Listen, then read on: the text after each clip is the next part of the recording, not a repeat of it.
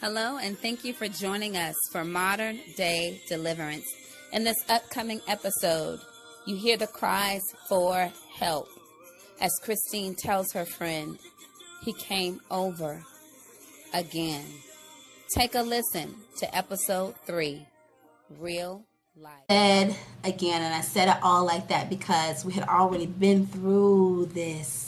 I want you to hear me. We had already been through this where I had been confronted, wasn't going to say anything, and watch the hand and the mercy of God be like, hey, chick, flashing lights.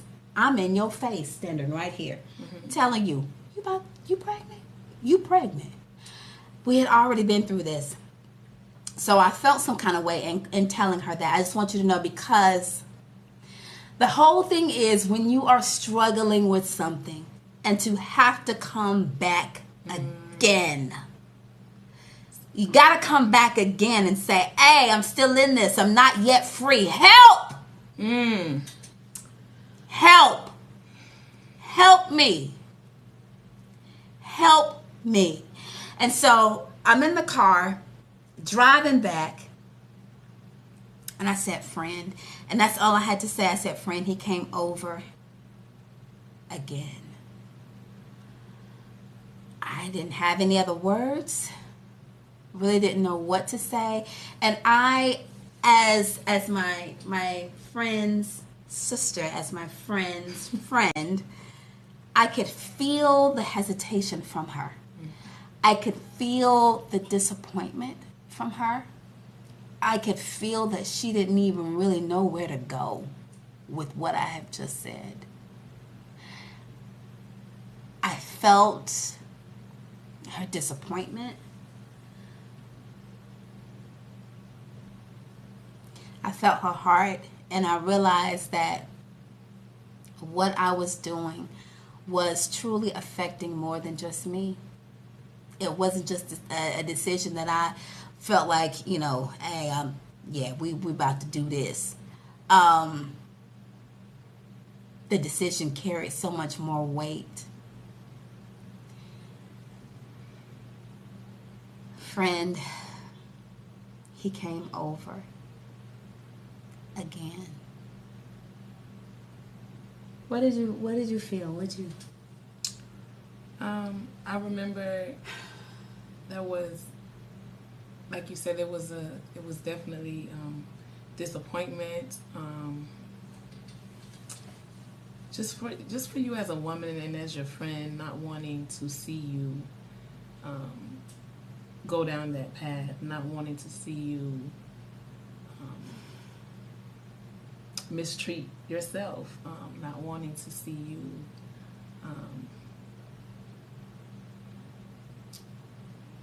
just there. And I'm sure many people can relate to this, but when you are when you're laboring with someone and for someone,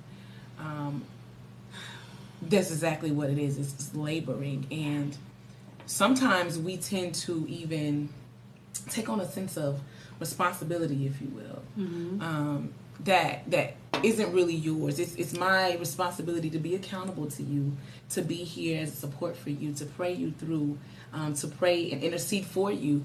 But ultimately, it's not my responsibility to deliver you. Okay. So, but I think sometimes just the level of love and desire to see you delivered, it just kind of, I remember feeling helpless. Not hopeless, but helpless. I remember feeling like, okay, well then, what am I supposed to say? Because I feel like we've been, like you said, we've been through this. Then, if what do I say? What do you want me to say? And then I knew that I certainly didn't want to, beat you up or any of those things. But I remember just being like, okay. Right. So in that moment, she's feeling the way she's feeling, and she's absolutely right. It is not her job to deliver me. But she was there and holding me and helping me to be accountable.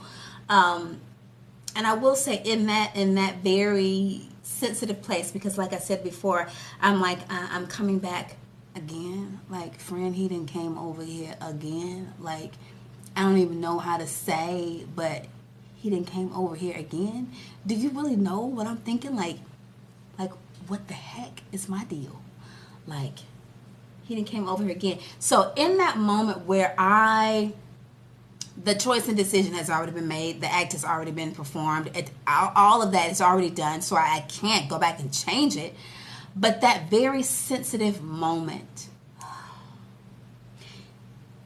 it is so incredible, and it is so imperative to be sensitive and to be open and to be loving.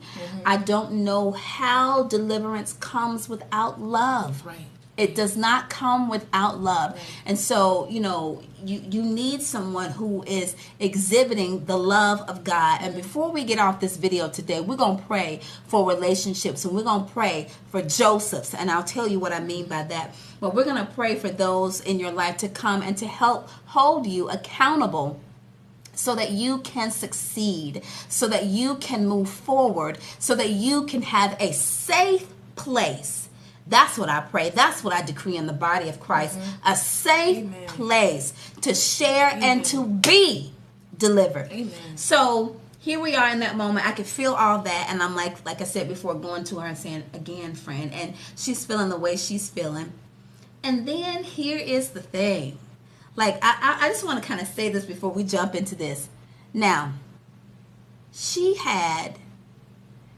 Well, go ahead and say it. And then I'll back it up, because this was forewarning. And I didn't know it. She didn't know it. But this was forewarning. Before anything happened, God was telling her. And it was already, like, clear, like, pregnancy test said nope. Correct. And I had cut the dude off. Hadn't even been with him. Wasn't even talking to him. Wasn't nothing. However, God was speaking. Right. So just to reiterate, like she said, from the first time when I was here and said, "Are you pregnant?" when God had been speaking to me, there had been a cutoff. There had been a cutoff that I was aware of. We had prayed through it. We had, there was the confrontation, and there was the action behind it, which was to cut off and move forward. Right. So time had gone by. We already saw the test was negative. Okay, praise God. That was a warning. We're clear and we're moving forward. Right. And so, but that's when... during that dispensation of time where there was ties, that the ties had been cut, is when I had that vision. And when I had that vision, and God said, Christine is pregnant. And that was one of the reasons why I was like, what? That doesn't make sense. We just took the test. No, she's not. Like, what? And then I'm like, but wait, is she? So I remember saying, I don't want to scare her again. Please. Don't call me with no stuff. What you talking about? I remember saying, I don't want to scare her again. Like, that freaked us both out, So I said, okay, God, let me do what I normally do. Let me write this in my... I said, let me write this in my journal. This is crazy. I don't think I said this to you before. Oh, Lord, what? I said, let me write this in my journal so that when it happens, I'll know, like, God showed me already. But I didn't want to say it before because I didn't want to scare you, like, and it wasn't even anything to it type deal. Yeah. So I wrote it down, and I wasn't going to say anything. So about 2 weeks had gone by from the time I had this vision. 2 weeks go by, and then that's when I got the phone call that we were just talking about, in which I felt disappointed. I was like, what? But I got quiet, and as it was just quiet, like, because I didn't know what to say, and I was quiet, and I remember the dream, the vision, just kind of, and I'm like, wait a minute. Right, she said, wait a minute, and I'm like, oh, snap. Wait a minute. And that's when I tell you, about the vision that I've already said a couple of times at this point. And now we're both like,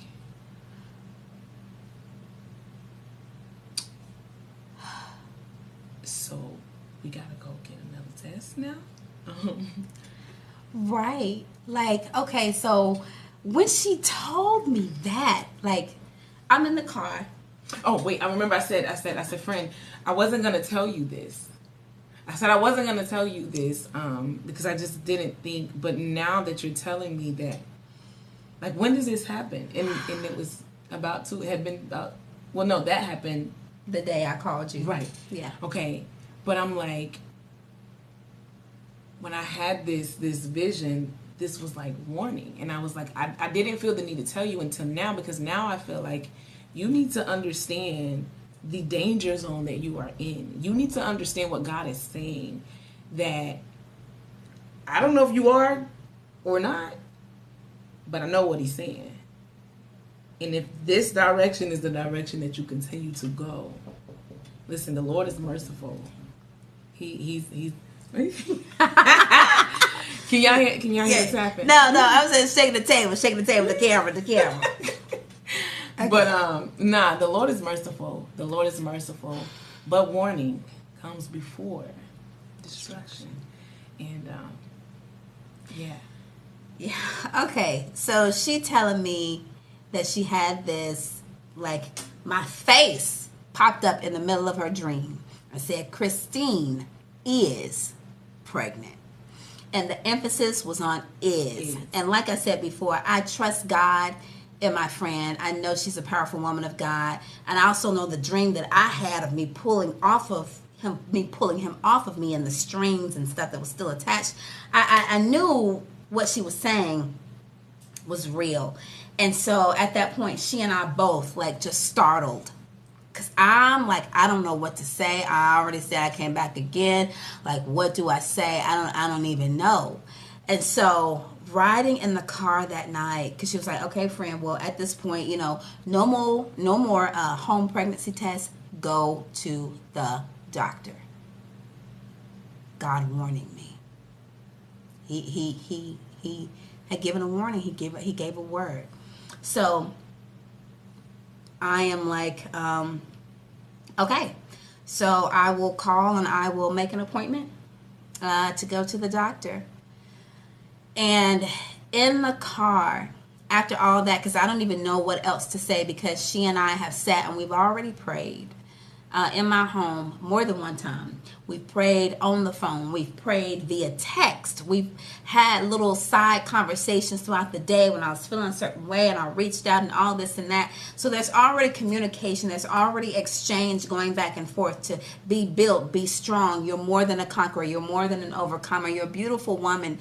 Wait on God. God has better for you. All of that, which is right where I needed to be and right what I needed to hear as God was confronting me with me. So at this point in the car, all I could say was mercy. Mercy, Lord. Mercy, mercy. Mercy. Mercy, mercy, mercy. Mercy, Lord. Mercy. Mercy. My spirit. Mercy. Mercy, mercy. Mercy. So,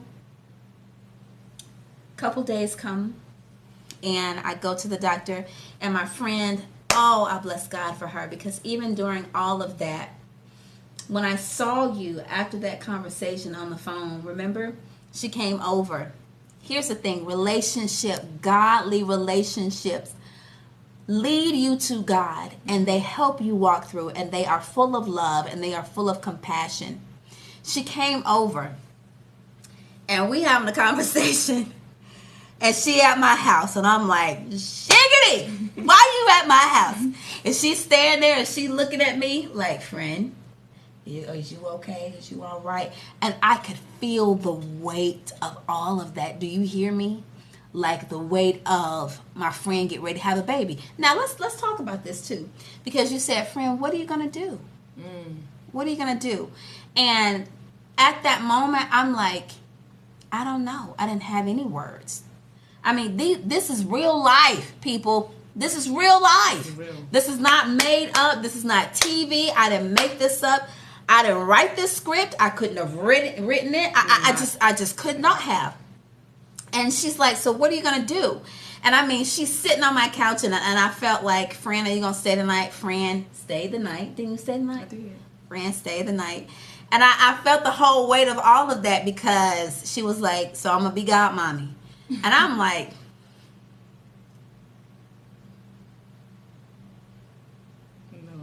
no, you ain't.